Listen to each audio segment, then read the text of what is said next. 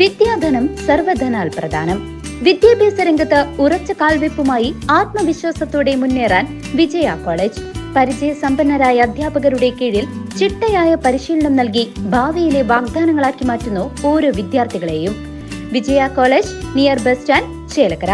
Formerly Vijaya tutorial college since 1960. Chelakkara grama panchayat ഭരണസമിതിക്ക് ആഡംബരത്തിന് ലക്ഷങ്ങൾ മുടക്കാം. പക്ഷേ മാലിന്യം ശേഖരിക്കുന്ന ഹരിതകർമ്മസേനയുടെ വാഹനത്തിന്റെ തകരാറ് പരിഹരിക്കാൻ കാശില്ല.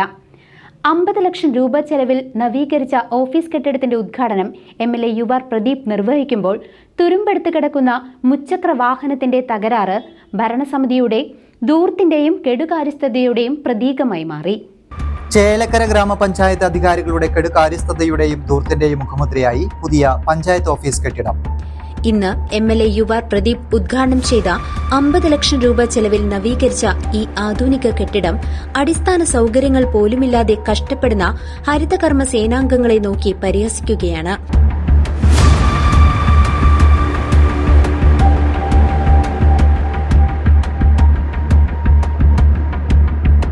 സ്വന്തം ജീവൻ പോലും പണയം വെച്ച് നാടിന്റെ ശുചിത്വം സംരക്ഷിക്കുന്നവർക്ക് ഒരു വർഷമായി വാഹനമില്ലാതെ നരകിക്കുമ്പോൾ വെള്ളയുടുപ്പിട്ട ഉദ്യോഗസ്ഥർക്കും ഭരണസമിതി അംഗങ്ങൾക്കും ലക്ഷങ്ങളുടെ സൗകര്യങ്ങൾ ഒരുക്കുന്നതിൽ യാതൊരു എളുപ്പമില്ലാതെ പഞ്ചായത്ത് ഭരണസമിതി മുന്നോട്ടു പോവുകയാണ്.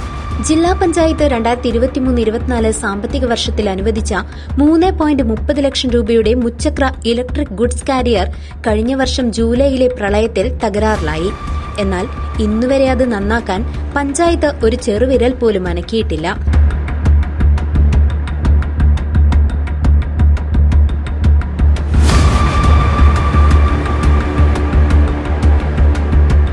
ഗ്രാമീണ പാതകളിൽ മാലിന്യ ശേഖരണം നടത്താൻ ഹരിതകർമ്മ സേനാംഗങ്ങൾ കിലോമീറ്ററുകൾ കാൽനടയായി സഞ്ചരിക്കേണ്ടി വരുന്നു.